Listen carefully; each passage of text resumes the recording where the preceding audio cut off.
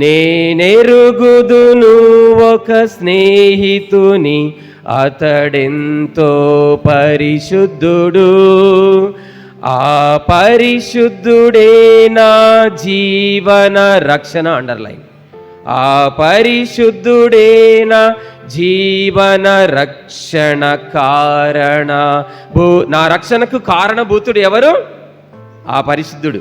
అతడే యేసువు, అతడే యేసువు. యేసు అనే పేరు ఎవరికి పెట్టబడిందో అతడే రక్షకుడు. మత్తయి సువార్త 1వ అధ్యాయం 21వ వచనం.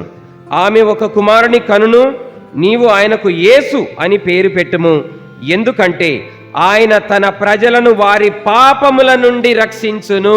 అబ్బా, దొరికాడు రక్షకుడు. పరిశుద్ధ గ్రంథం